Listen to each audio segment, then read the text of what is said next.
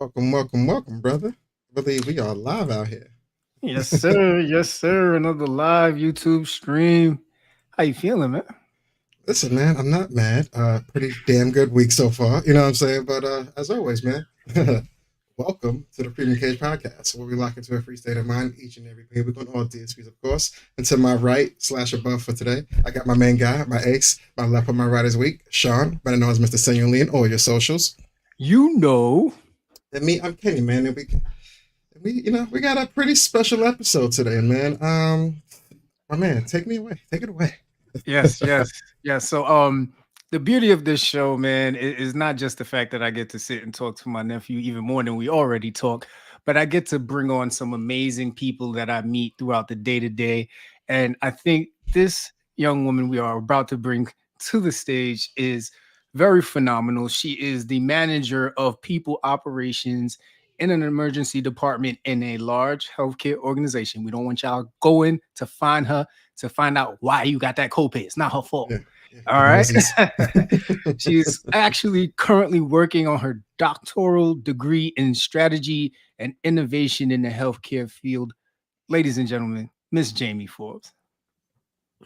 Hi, everyone. Good. Thank you for having me. Definitely. How you feeling?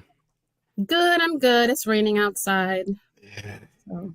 A little gloomy on the rainy days, but you got to get through it. At least it's Taco Tuesday. You know what I mean? You got to get through it.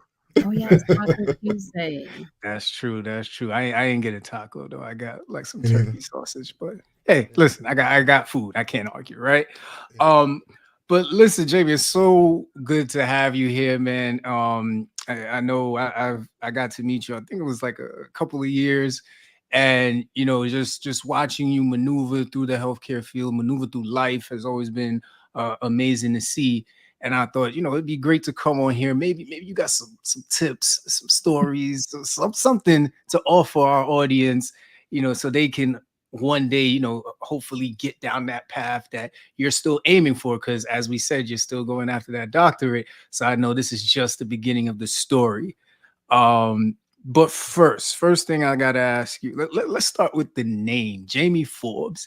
Like it almost sounds like a politician, right? Kenny, like when you hear the name Jamie Forbes, what does that do for you? When I heard it first, I was like, oh, he got big time. Okay. I said, we got big time coming to the show. I said, I'm going to have to iron my shirt for this one. You don't know what you're getting. You're getting a man or woman, black, white. You don't know what you're getting. So, yes, right. I love my mom for giving me that name, Jamie. Smart. Mm-hmm. Yes. And I'm always curious behind the name, right? Like I know my mom got my name from General Hospital. She was in love with some guy and she was like, yep, his name is going to be Sean. I don't think I do that. So can you tell us a story about how you got the name, Jamie? Well, my mom was in love with Jamie, the Bionic Woman back in the 80s. I don't know if you guys heard about the Bionic Woman, Jamie. And apparently that's how I got my name. I haven't even done any research on it. But yeah, apparently in the 80s, there was someone named Jamie. She was the Bionic Woman. So that's how I got my name. Okay. Mm-hmm. All right. Okay. That's good. Have you heard of that? Early Marvel hero. No, I haven't personally. Yeah. Okay. It does sound like a hero's name, right? Jamie Forbes. Like I could see you swooping in and saving some people from a building. Like, yeah, I can see that. I can definitely see that. You got a cape, but a short cape, not one of them long ones. Like, yes, right. Exactly. So we got to have some fun to start. We really do, right? Mm-hmm. I could easily just tell you to tell people what your nationality is, but I want you to give them a hint that can help them guess what your nationality is. We love rice and peas and oxtail. Me too. Oh yes, well. Sean, what is Me as well. That is our Jamaica. Yes. That is our favorite cuisine. Okay. Big fan already. Oh yeah. No. I take diversity classes now, so I okay. I know I can't be. You know what I mean? I must be aware that people present in so many different ways. So yeah. Mhm. I see the vision. I see the vision. Now, I know I gave you a small intro to start, but that's just the title, right? That's the title you serve within the emergency department. Can you give the people just a hint into the responsibilities that you have in the ED? So I'm really charged with managing recruitment. So I do recruitment for our administrative roles, our faculty roles, not the PA roles per se. I'm like the go-to person for the hiring managers if they have any issues with staffing. What else do I do? I go to recruitment conferences. I represent the department on a local and a national level. So, Jamie Forbes is always like these SAEM, ASEP conferences. I Word. also deal with terminating employees, talking to employees about their benefits, talking about FMLA, short-term disability, everything related to people operations. That's what I do. And that's just part of my role. Another part of my role is functioning as the DEI, so diversity, equity, and inclusion project manager. And so we have strategic initiatives. We have 5 strategic domains, and I essentially manage all of the initiatives under those domains. So we have, what is a domain? Recruitment and retention. So working on retention strategies, community engagement, right? Going to speak to high school students, being on a panel discussion, providing mentorship opportunities for those high school students. What else? Education, looking at a faculty dashboard where we're looking at the race and ethnicity data. How many faculty do we have as a professor level? African American, Asian, white Caucasian, what do we have as an associate professor level and a clinical professor level? So we're looking at all of these demographic data across the department, meaning faculty and staff. So we're looking at all the race and ethnicity data for faculty and staff across the department. So I wear 2 hats. You only counted 2 hats in that? Yeah. But I love what I hope. do. I love what I do. EI is like love work for me. So I love what I do. Okay. As long as you love what you do, work will never truly feel like work. So that's what's up as well. Definitely. And that's just a Tuesday, people. You know what I mean? Yeah, early in the week. So, and we always like to pivot just a little bit on this show. I gotta ask you, since you mentioned DEI, how are you currently feeling about the climate of DEI? So upset. I'm so upset. It's like we are working backwards. We've done all of these things, like we've implemented these systems, and now we're going to take it away. It just doesn't. I'm like, listen, I don't even want to say it on the podcast, but I'm like really upset. It's not fair. It's not fair. Right. Here we are thinking we're moving the needle, right? And now we're going to go backwards and we're going to break everything all up. It doesn't make sense to me. I mean, what are your thoughts? Every time this comes up, I ask Sean specifically, like, is this a bottom line situation where people be like, listen, the funding that we once had about 3 or 4 years ago when it was a hot topic, it's starting to dwindle out, and we don't know how to pay you guys if we can make profit off you guys at the same time. Is that the issue that you're facing on your side as well? The funny thing with it, and I always try to answer this carefully, right? It's proven in performance in companies that have diversity at the top and diversity initiatives that they're going to be successful. The issue becomes, to Kenny's point, those who have made it a check mark, have made it just like on a checklist, and they didn't really believe in it. And now that it's time to actually walk the walk, even though we're wearing Timbs and mud, because a lot of these rules that are coming down where they're twisting the same language that gave us a lot of these rights that we earned to make it seem like DEI, they're weaponizing DEI essentially.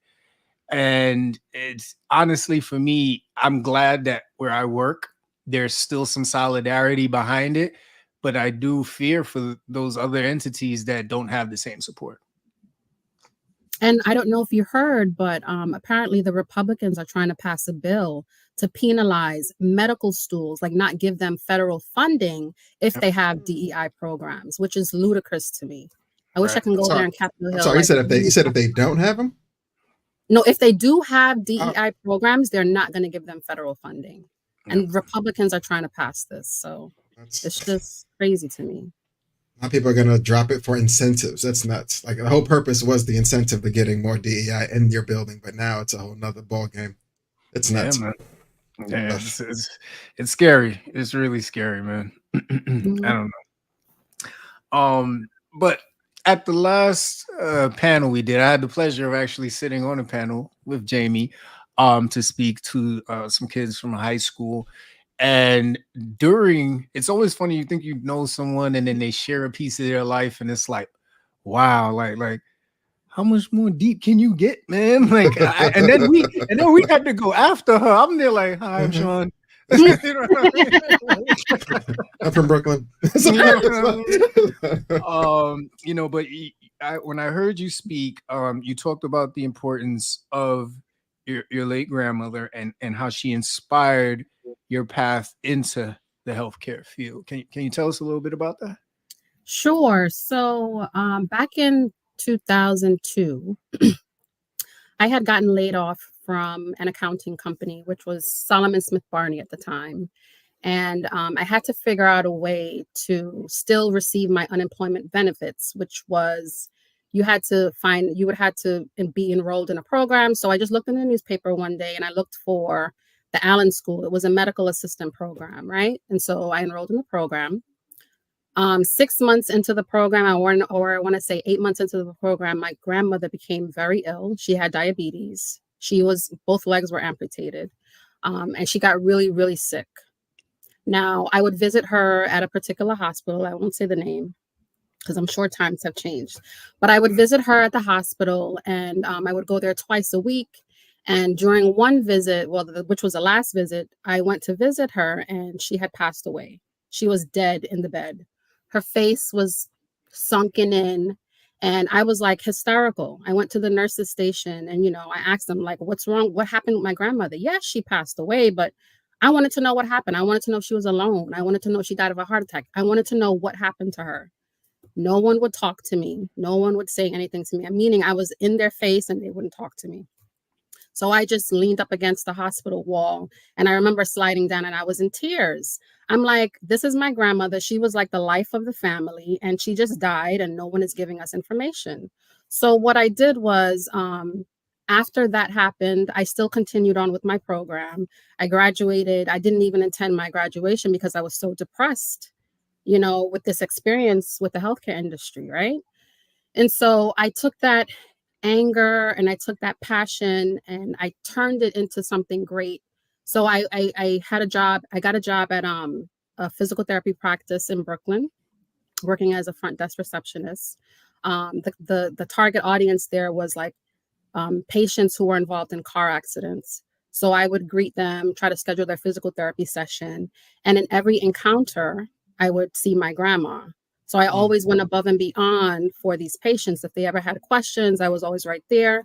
And that's how I really got into healthcare. And that's how I'm so passionate about being in healthcare. Like I work great with my colleagues. My role is not patient facing, but knowing that I'm working with doctors, I make sure that they have what they need because they are treating our patients too. So I always make sure that, the doctors have what they need to complete, whatever task it is at hand. But yeah, that's how I got into healthcare.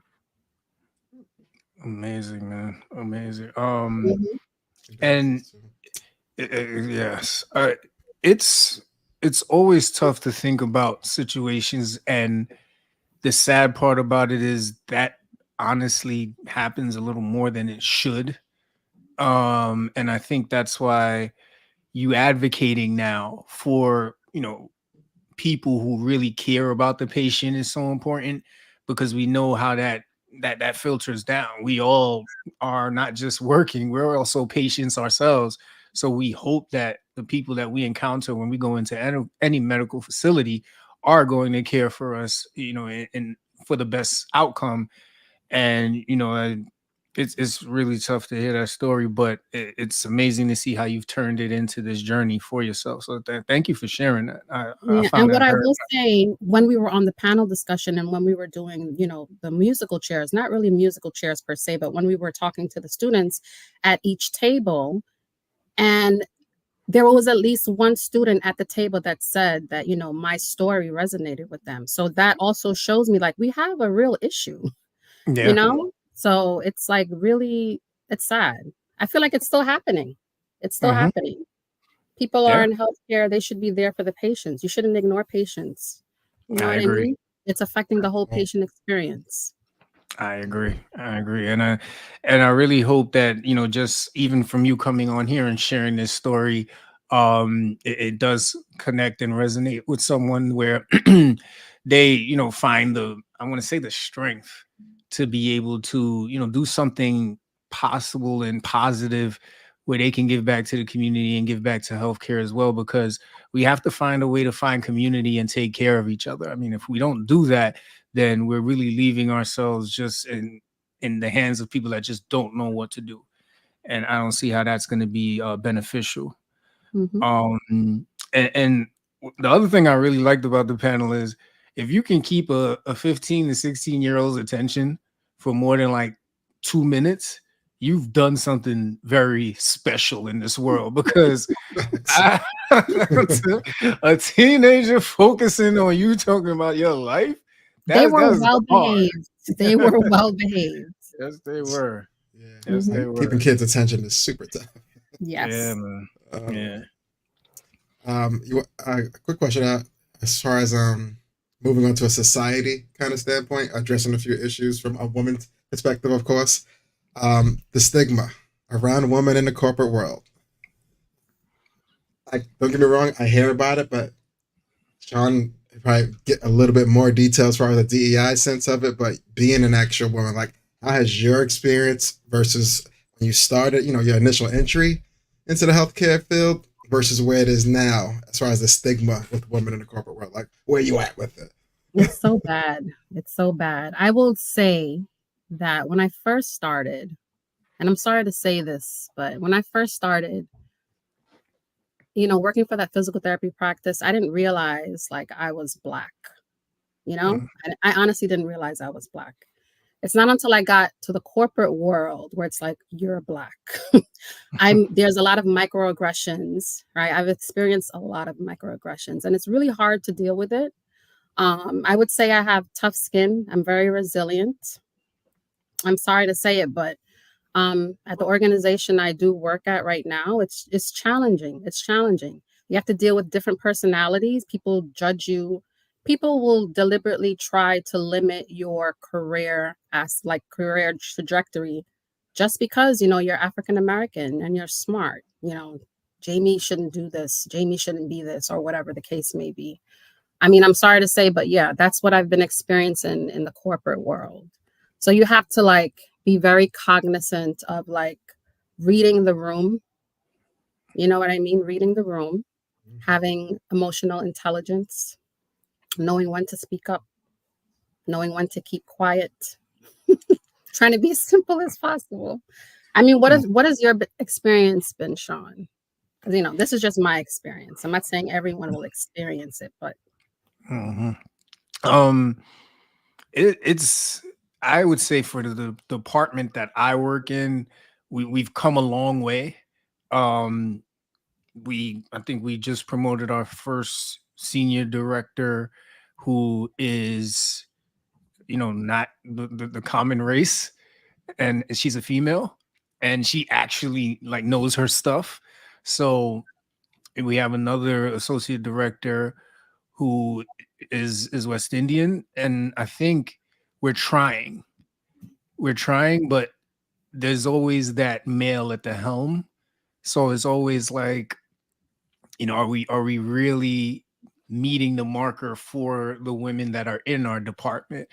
And I think that we keep a open eye to if anything looks like it's too no, not even too fragmented. It's too, I would say it's not diverse enough.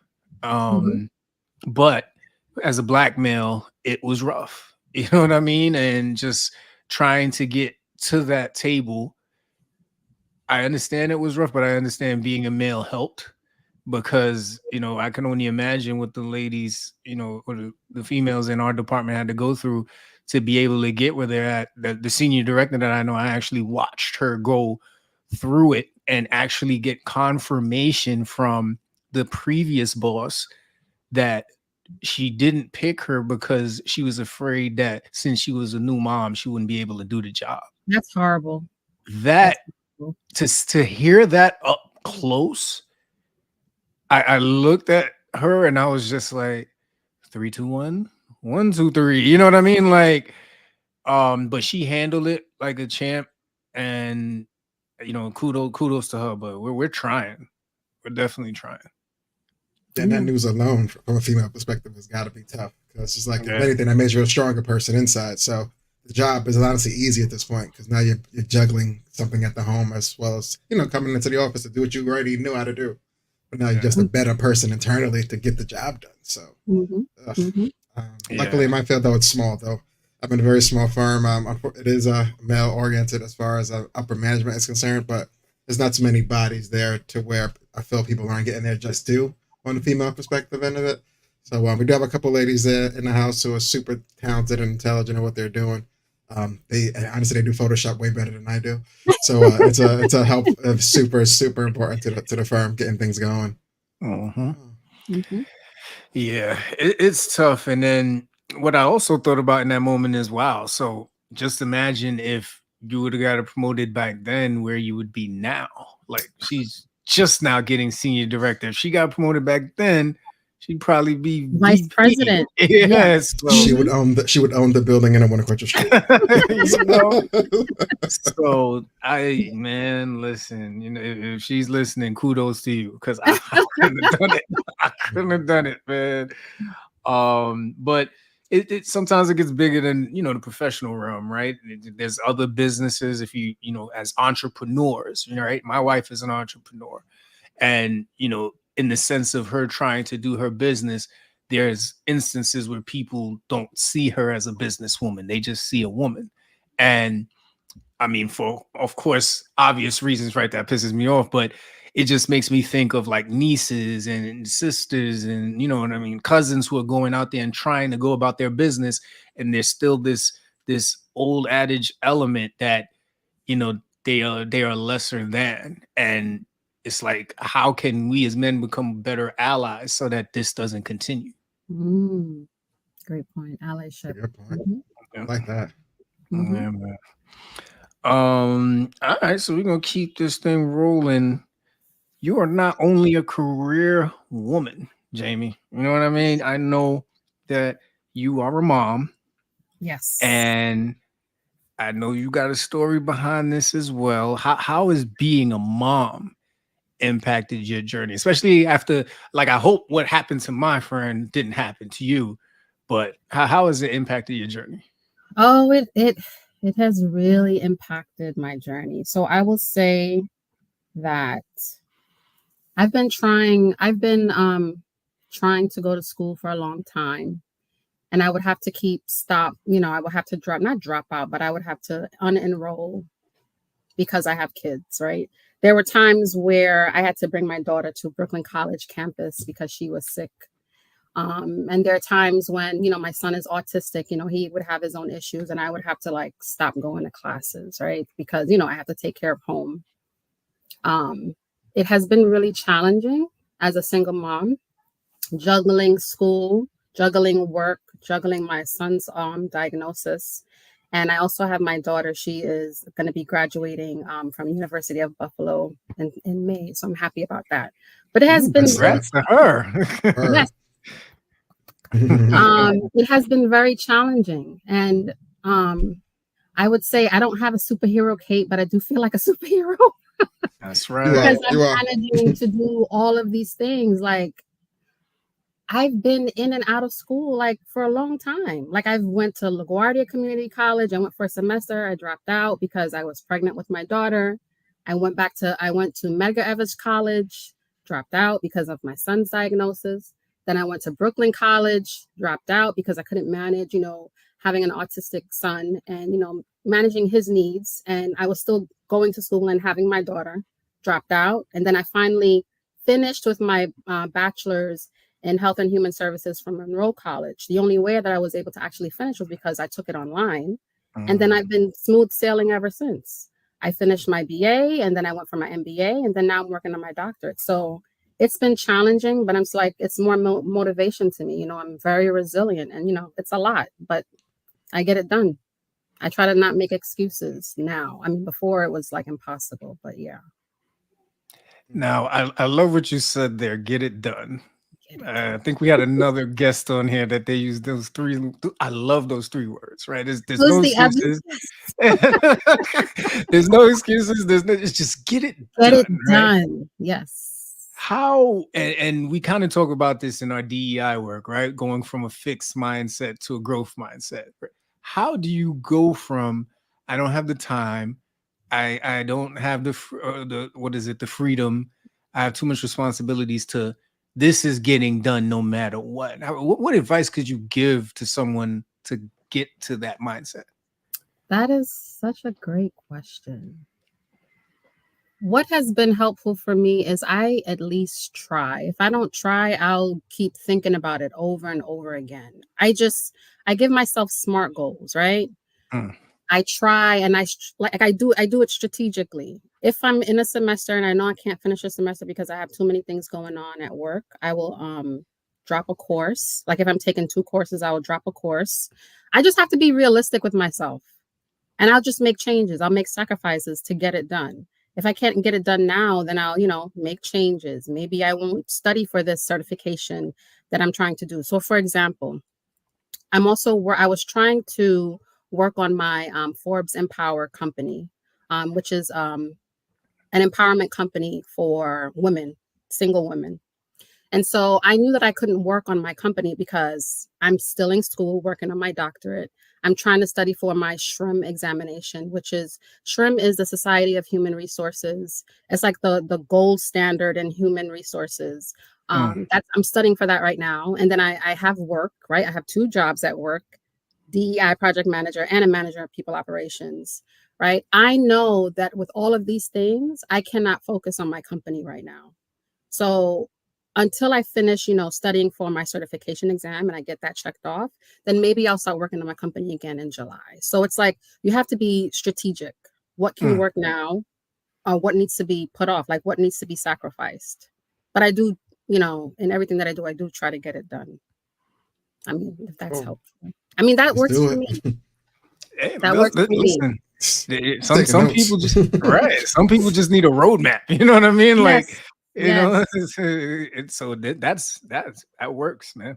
That definitely sounds like it works. So I do have a side question, right? Because I listen to a lot of stuff on the internet, and I like to bother Kelly with it. I got you here, so I'm gonna bother you, right? So I heard a comment the other day. These were women talking about their experience of either not wanting children or society putting this responsibility on women to just be a mom, right? And they were talking about how they felt, where one actually didn't want kids at all. The other one was, you know, she stood by me and Kenny's monarch, which is FTK sometimes, you know, fuck them kids. But, you know, they were just being expressful. Like, sometimes I want my space and I need to do what I got to do. And someone comes in the comments and says, it's like a slap in the face. Their comments are like a slap in the face to those who can't procreate. What do you think about that comment?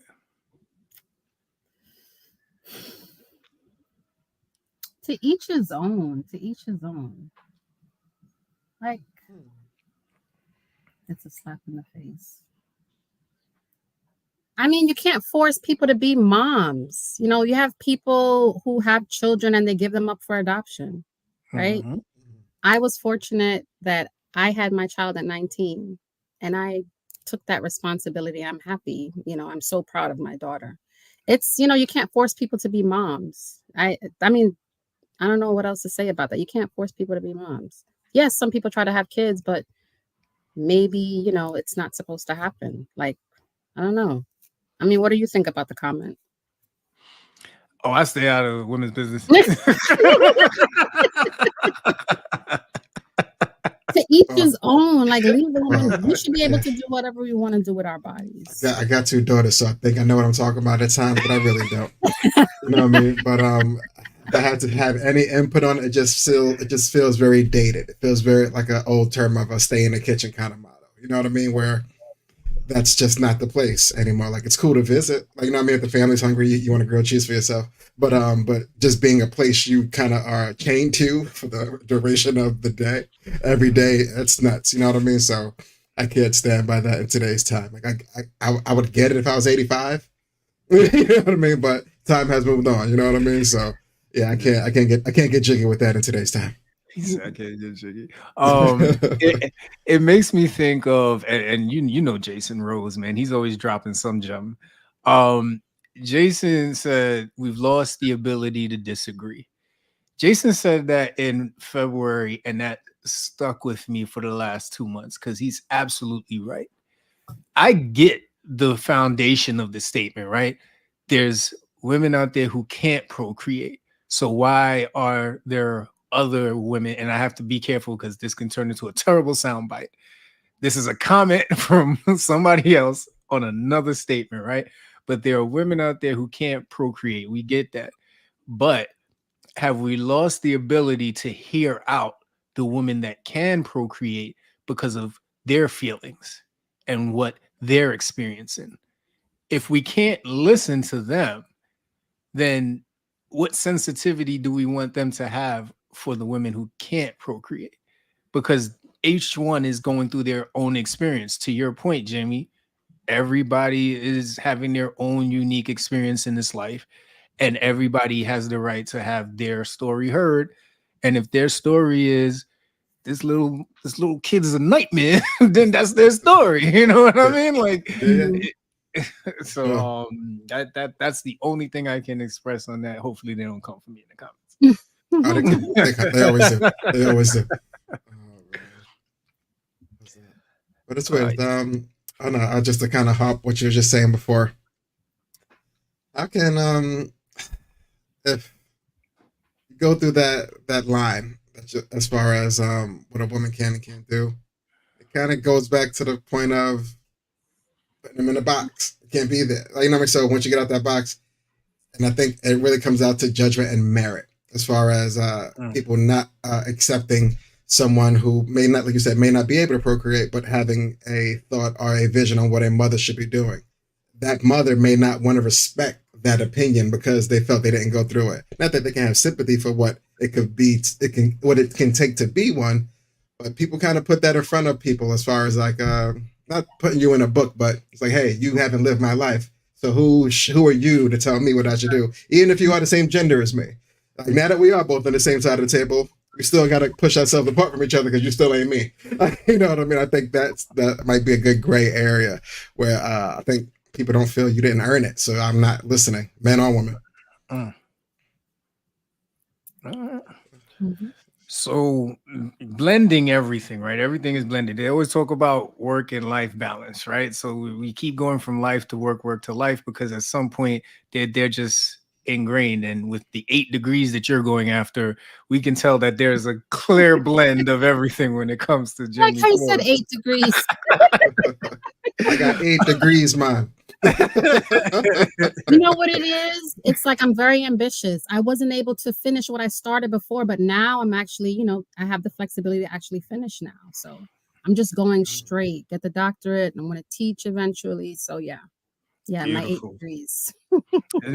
Beautiful. So now I know with chasing these achievements, mentorship had to be something very important to you during this process. So please talk to us about how big that was in your journey and career and maybe in life.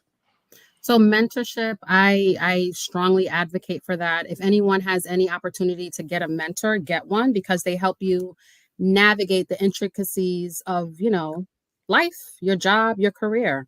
So I have a couple of mentors, one that I meet with frequently, and I just, share with her what I'm experiencing on my job. And she gives me sound advice. She's like my sounding board. And I go to her with not every single thing, but, I always lean on her because, she's an expert. She's a senior director. And I lean on her just to understand, how can I navigate this work situation? And she gives me guidance. Mentorship and sponsorship is so important. I would advise, anyone like get a mentor because you can't do it on your own. I'm sure that there are things that you don't know, and a mentor would give you guidance on how to navigate, whatever situations that you may have. Excellent. I Mhm. agree. Mhm. I sign up completely for mentorship. Yes, I yes. need me a mentor. Jesus. in many different fields too, if I could. Mhm. Mhm. Now, this journey, as smooth as it can be sometimes, even though it's It's a bit of not a smooth, rough Sean. What? You should- Smooth so, where? It is not smooth. I was gonna see if y'all was gonna let me get that with it. Been So rocky. you're absolutely right? This journey is literally terrible sometimes, but there is specific times when it gets a little extra testy. Has there ever been any moments during this, at least this healthcare journey, that you wanted to just call it quits? Absolutely. Absolutely. So there was a situation where my leadership at the time no longer wanted me in my role. And there was really no real reason why they didn't want me in my role anymore. The manager at the time didn't like me. And I Mm, took that to heart because I had stellar performance appraisals. Like on a scale of 1 to 3, I would get threes on all my performance appraisals annually. And so it really hurt my heart because this person didn't like me. She managed to figure out a way to get me out of my role. And I transferred to another, I was still working in the department, but I transferred to another role. It was administrative coordinator, and I had a different boss. And mm, so I had to seek out help because I know I didn't want to leave my job because I have 2 kids to support. Like, how do I pivot this? Do I leave my job? Do I stay and I deal with it? I chose to stay because I've already worked with the department since 2014 for a very long time. So I know everyone. And I needed stability because I was still in school. So I actually sought out a professional, not a professional, a life coach, career coach. And I was meeting with this person twice a month. I had to pay her like $300 a month.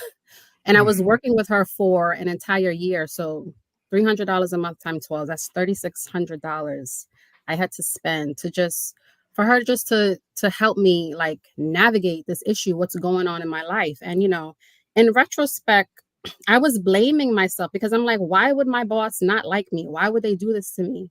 And after all those sessions, she really, showed me like it's not your fault. It's just the boss. Right. And so Yeah. I worked with her for a year, and I'm so grateful that I even thought to get outside help. So this is another reason why mentorship is important because at that time I didn't have a mentor. But Yeah. after that whole year, my job had a program where you can sign up to get a mentor, and I got accepted into that program. And I was in that program for 6 months. And so I've, had mentors ever since. But yeah, I had to seek help because I just didn't know how to process what was going on. Imagine you have a job, your boss doesn't like you, and they literally want you out of the position. And then you're training your replacement. So if I Oof. was that bad of an employee, why do you have me training my replacement? It was really Contracts. tough. I was in tears for like a week. It was really tough. But yeah. Yeah.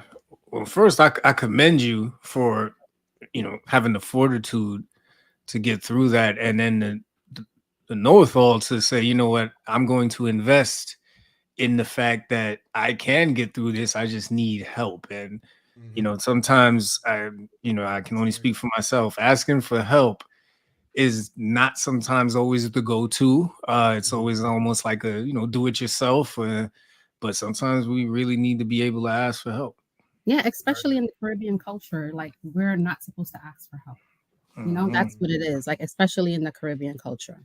But I had to like, no, I had to do something. So yeah, I'm happy that I, sought out help. I really am. And you shouldn't be Got a quick. afraid to ask for help either, because you can't do it alone. I got a quick follow up question for you, Jamie. I know you said you moved from one mentor to another.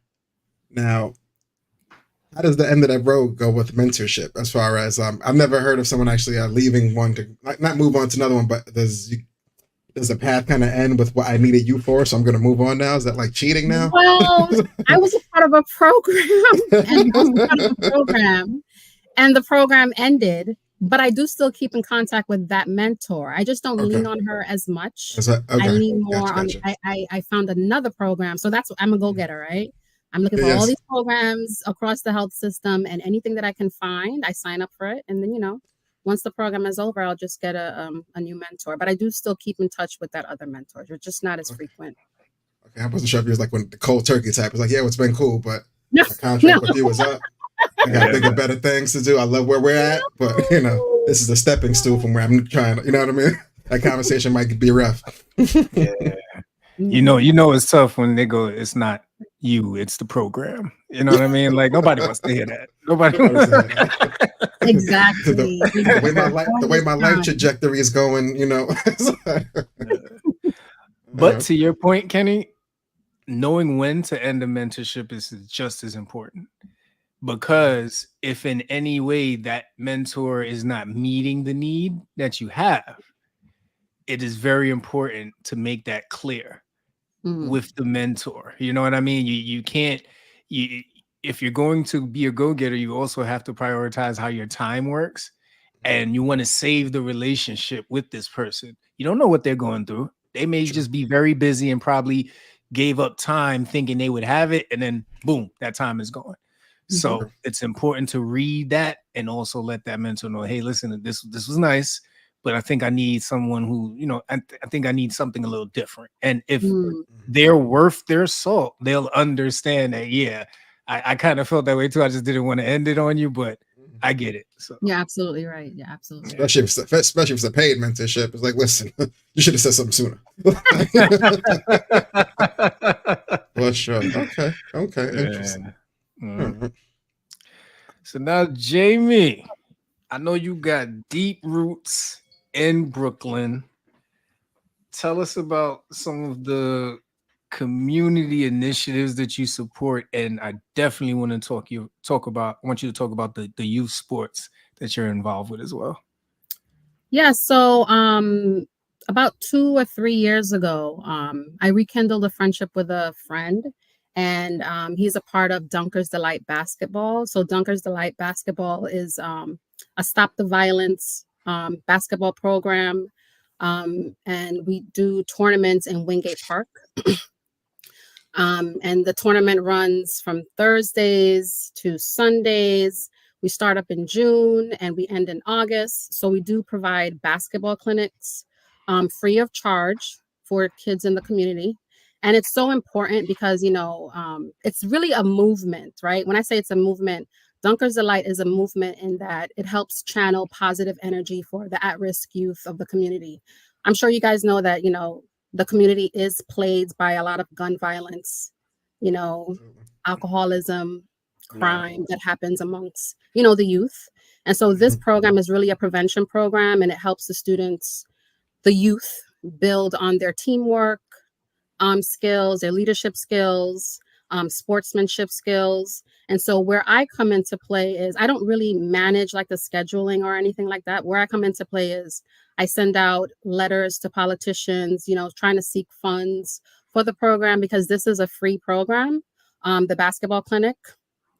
I also work on their website. So I'll share I don't know if there's a link here where I can share the website, but yeah, I work on the website, but it's lots of things that I do for Dunkers Delight. Like I work really behind the scenes for this Stop the Violence basketball program.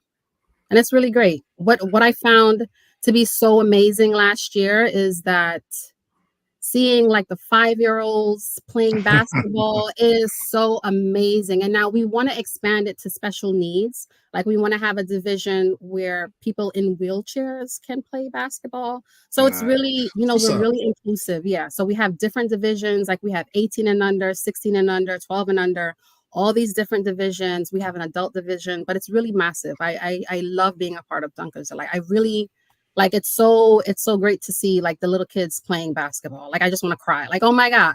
Yeah, it's such a beautiful thing to see the kids play basketball and keeping them off the streets. And ask a side question. I know you get to see all the players play, but how's your shot? Me? Listen, I used to play So, basketball in high school. I was a power forward. Okay. Yes, power Ah. forward. Okay. But when That's I what's got on the up. court the other time, I don't know. It's like, I don't know. It's been a while. Been over a decade. I've been on the court. It's just, it wasn't going in.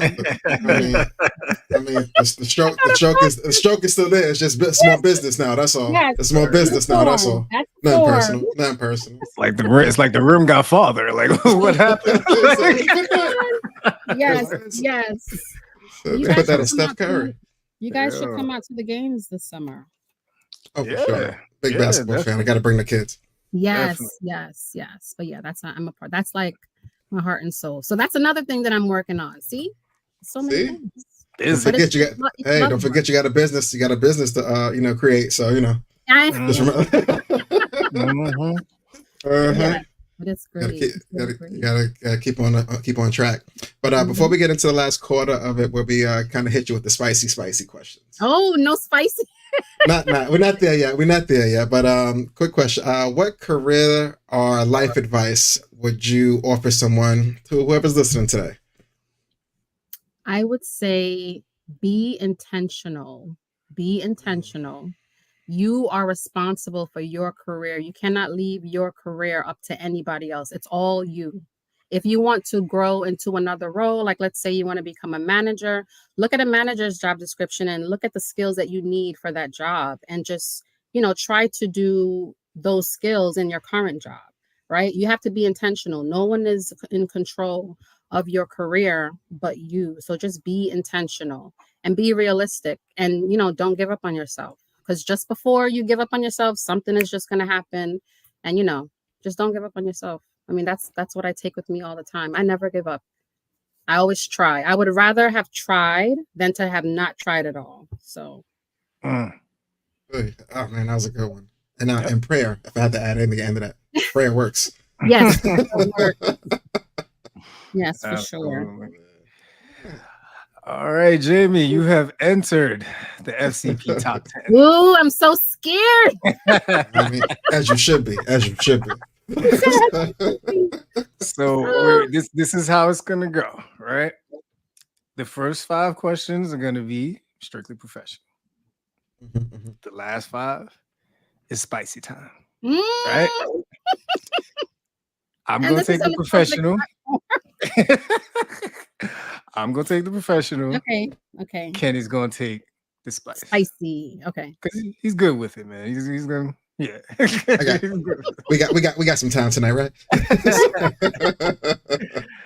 All right. So I'm gonna set the premise for the professional. You are CEO of a healthcare institution or your own healthcare company. Give me 3 initiatives you would focus on to improve pay equity for women. 3 initiatives I would focus on to improve pay equity for women. No pressure. That's a great question, Sean. She said this was number 1. Jeez.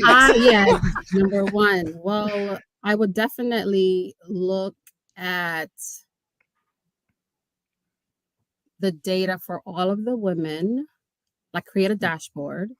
Boom. And just compare it with, the male counterparts and just ensure that, they are being paid equally.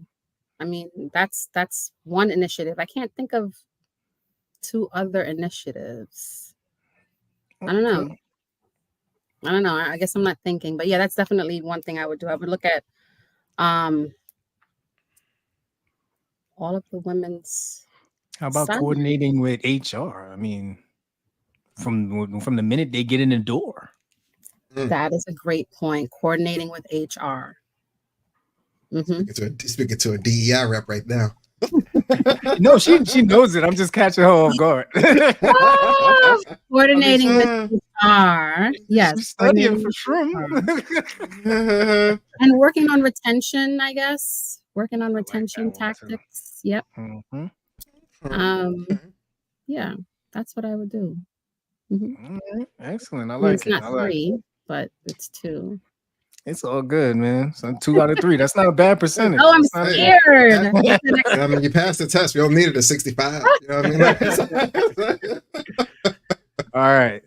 You ready for question 2? Yes. Now you get to hire 3 people to support you with these initiatives. Who would you pick? So 3 people. I would definitely have a project manager, and I would definitely have a financial manager, and I would have project, finance, and an operations manager. Those are the 3 people. I like it. Okay. All right. What do you think would be your biggest hurdle to get these initiatives off the ground? Getting buy-in. I mean, I'm the leader, yes, but there are stakeholders that you need to get buy-in to push, to pull something off, to implement things. So definitely getting buy-in. All right. Now you've picked these 3 titles. Now I want you to get personal. I want you to pick somebody, like somebody you know. You have to pick an advisor for the hurdle you just stated, but it has to be a family member. Oh. Who would you pick? Okay. I would pick my cousin Stephanie Myers. Shouts to Steph. She's actually a doctor. She's a doctor of physician assistant studies. So she's going. Yes. Yeah. Stephanie Myers. Hi, Stephanie. Kenny, I don't know if you know how PAs get paid, man, but they out here fighting in Albany every day, baby. know. Every day. Oh man! Shout out to Patty Cortas. She's like one of the biggest advocates I know when it comes to APPs. Yes. That's crazy. All right, last one, Jamie. You're almost out of the first round. Ooh, right. I'm scared. You've achieved these initiatives. You've done it. You've done it with your team. It's celebration time. Where's the venue for the celebration, and what's your entrance song? We're being professional, right? Hey, listen. The venue for the celebration. It's definitely got to be Caribbean. Gotta be. And the entrance, no, I have to be professional. That's a tricky question. I mean, we all been at that Christmas party, Jamie. Come on now. Okay, so you know what? Probably at the Harmony Club. Sean, I don't know if you know about the Harmony Club. No. It's a really extravagant, it's very like it's really nice and fancy. I'll leave it at that. But the entrance song, I like a lot of music. What would be the entrance song? It'll be, something probably from Beyonce. Which Beyonce? Yeah, something definitely Beyonce. Cowboy Beyonce. No, not Beyonce. Cowboy Beyonce. There's a homecoming song that she had. Sean, you went to the African American Day Parade. There was a song by Beyonce, and it was like Break My Soul. Yes, I think it was Break My Soul. I think it was. Okay. What do you think? You think that's professional? That's not professional, right? No, that's professional. We played that at the DEI Summit. I made sure they played that. But yeah, something like that. Yeah. All right, cool, man. All right, you made it past the professional round. I'm not gonna pass the professional. Got past the professional. I have 5 spicy or 2 spicy. It's 4 spicy. I got a 4 spicy piece. And a bonus wing if we still sticking around. All right. Before you are CEO of a healthcare institution, but now for these spices, hey, throwing you out in the streets, man. You're in a committed relationship, though. We have a running theme here on the FCP where we find it almost sacrilegious to come home after 2:00. It's like it's nothing out there for you. You know what I mean? Like it's usually, it's not but bad. It's bad news outside after 2 a.m. But we gotta ask, if you are in a committed relationship, you still coming home past 2 when you're hanging out with the girls, or hitting the streets? Absolutely not. See, she's not a Jezebel. See, no, I'm not. Thank you. I haven't been in a relationship in 10 years, so Yeah, I wouldn't do that. It's just been really the focus has been my kids. Smart. Okay, next Yeah. question. All right, so you're home before 2. That's good. But listen, yeah, work every day. 40 hours is the minimum, right? But are you can you bring home food from a coworker if you are in this committed relationship still? Like, is that flying at the crib? No, he cannot bring. No. Mm-mm. Mm, And I don't eat from people. damn. So he's bringing the food for us to share. No, I don't eat from people like that. Because you don't know But how what if? people's kitchens are. But no, he can't bring food home.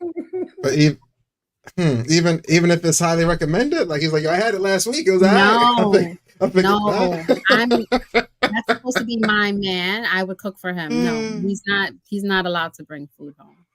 Damn. No. All right. Shouts to Deborah. Shouts to Deborah. If you're in a relationship or if you're married, why are you taking food from another woman? Next question. Not just for the record, you were given this food, you wasn't taking. You know what I mean? But we're gonna move on to the next question. We're moving on to the next question. We gotta go. Next question. We got some past skeletons we don't want to talk about right now. So you're back in this committed relationship, right? Okay. But hey, things are getting serious between you two, right? Almost thinking about moving in. But are you moving into his house or is he moving into your house now? Like who wins this one? He has to move in with me. That chuckle. They heard the chuckle? Yes, I did. I'm not moving in with him. Interesting. Wow. You heard it here He has first. to move in with me. Okay. All right. Next question. Once again, committed relationship status. How important are finances? Do we know exactly what's coming in on both angles? Like, are we sharing all checks? Like, when do we get paid this week? Kind of conversations are happening. Absolutely. If we're sharing a household and we're in a relationship, and we want to do things in the future, like get a mortgage, we have to know what each other is making. Yeah. So just for so we talking like just a joint and there's no separates? Like it's all together? No separate. What? Oh, no separates? No. Oh, that's a deal breaker. Joint. We are one. We can possess a joint as a unit, but you feel that's all we need to have? Is that's us? Just one pot? It's like ordering gifts from Amazon, but y'all share the account. You both know it's on the way. You can't do that. One pot. Yeah. What if he got like a FanDuel habit? Like, you're not nervous? He said, I checked the statement today. Something's off. If he's going to have another account, he needs to tell me, and I need to be able to monitor it because we're supposed to be having a trusting relationship, right? Full transparency, right? Full transparency. Yes, full transparency. We're supposed to be able to share our finances. If we're trying to build a future together, finances is very important. I need to know how you manage your money. And if you don't manage it correctly, that's a red flag for me, right? So makes sense. I get it. Jamie, what are your thoughts? Uh-oh. I have to hear this. Talk to him, Sean. Jamie, I swear, I can see you giving some man allowance when they're like, I can see it. I can see him coming to you. He's talking about, babe, can I get $100 this week? So I'm having a rough week. Could you spot me till next time, please? I can see it. Yes. But yeah, personally, my opinion is a little different, from Kenny's. He'll get into his. I've never done the joint account thing. I'm more open to it now, but maybe 5 years ago, if you'd asked me, I'd have been like, yeah, no, that's not really happening because, I've always just had direct control over my money. I've heard every version of but you're married now. I've heard every version of it. It still hasn't gotten through, but I can say now that I literally told my wife, we need to start one now. So I have converted finally, but I'm so proud of you. Yes. See, look, Jamie, first day on the job, you changing this man. I like that. You might have to put her on the mentorship bill now. Like it's another subscription you got. Damn. I ain't got $300 a month, Jamie. I can't. She said I Isn't take that her like one. so pricey though? That's a lot of money. Yes, But you know, it was That's a car payment. Yeah, it's a car payment. Yeah. That's a monthly. Yeah. All right. It's my last spicy question for you. Now you said you used to have a jump shot way back in the day. Not that there's no footage, but we believe you're here at the FCP, right? If you had to pick, before we get to this, do you have a favorite team? I used to like the Nets when I think it was Jason Kidd or Jason Williams when he was Jason on the Kidd. Nets, but he's no longer on the Nets. So I don't have a favorite. I don't follow anyone right now. All right, so we're gonna say all-time net. You can choose, right? If you had to pick 3 Nets players to hit 3 threes for you, but you win 100 mil. Who you got? 3 net players. I can't remember. Nick. A New Yorker, maybe. Knicks. You can use Knicks too if you want. Knicks. I don't. I haven't watched. So I got it. I got an idea, Kenny. You're Talk very familiar with the kids in Dunker's Delight, right? Yes. So give me 3 kids that you would pick to hit 3 jump shots for you from the 3-point line for you to win $100 million. The name. Why can't I remember his name? Can I look at the Instagram to see the name? Yeah, sure. I can't remember the name off the top of my head. While she's looking, Sean, if you only pick one player real quick to hit a half court shot though in a mil, who you got? Steph, man. Matter of fact, I'm probably picking Caitlin Clark. After last night, I am probably picking Caitlin Clark, man. Caitlin Clark might get it for you. Caitlin Clark. Yeah, she is. She's amazing. So I would definitely pick Dana Livingston. She's on our girls division. She's in our girls division. Shout out to Dana. Dana Livingston, yes. And yes, Leaky Roof. He's very good. He's very good. Leaky Roof. I thought his first name was Leaky. I thought, that name is fire. And the last person, I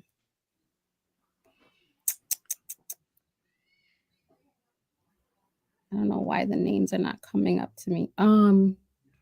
He's really good. His name is Smooth K. He's like 6 years old, but he's really good. He's really good. Let me make sure I give him a good shout out. His name is Smooth K. He's smooth as 6. Man, that's super. His whole life is out of here. Yes. He's like 6. He's really good. He's really That's good. What's up. That's what's up. Mm-hmm. I was just trying to stand strong at 6, man. He's smooth. That's deep. He's smooth. Word. That's what's up. You guys have to come out in the summer. It's just so inspiring to see the little kids play. And then when they finally make a shot, the crowd goes crazy. And they love it, yeah. And you should see the joy in the kids' eyes. It's so beautiful. No doubt. Mm-hmm. So before we let you get out of here, Jamie, any final words of wisdom for the people attending tonight, the people who will be seeing this when this episode drops? Take it away. Final words. I would just say, as I mentioned before, just be intentional. Be intentional in everything that you do. That's it. That's it. Hey. Straight to the point. Straight to the point. Don't waste time. Don't waste time. Get it done. Get it done. Exactly. Get it done. Get it done. Get it done. And just try. Just at least try whatever it is that you're working on. Just try. Yeah. Get it done and get home before 2 a.m. You heard us. Yeah. Y'all been coming for us. but don't come home with no food that's from somebody you work with. Yes, I was just about to say that. Yeah, don't bring home things from your colleague. He said, "No, I bought this. I bought this. I bought this." It was one time. It was one time. I thought I was sharing. Nope. Anyway. Nope, not at all. If it wasn't in Tupperware, you might have could have got away with it. But yeah, if it was Tupperware up, yeah. Tupperware is a dead giveaway. What if it's recipes of oxtail? Is it a Tupperware? She's at the plot thickens, and we're not talking about the gravy. Still no. Cut the episode before she gets. So you heard it here first. You heard it here first. Still no. Oh man. All right. Respect. All right, Kenny. Any last words from you, man? Oh no, Jamie, just want to say thank you so much for your time this evening. You have been a wonderful guest tonight, and a lot of gems as always. A lot of good gems. Appreciate your time though, for sure. Yes, thank you guys for having me on your podcast. This is my first podcast. More to come. Yes. Definitely. So listen, we want to thank the infamous Jamie Forbes. We got to let her go back after her 8 degrees in world domination. But we at FCP appreciate you so much, Jamie, for coming on here, taking the time out of your apparently busy schedule to talk to us, share all these stories, share all these gems, to Kenny's point. But at this point, y'all, we got to go. So you are now released back into your normal schedule programming. Yes. Corporate life, parental life, entrepreneurship, whatever it is that you do, we salute you. I appreciate you guys so much. Hey, Catman, appreciate you, Jamie. Definitely. Take care. Bye-bye. All right. We'll see y'all back next pay week when we log back in to a free state of mind. That was dope. Yes, sir.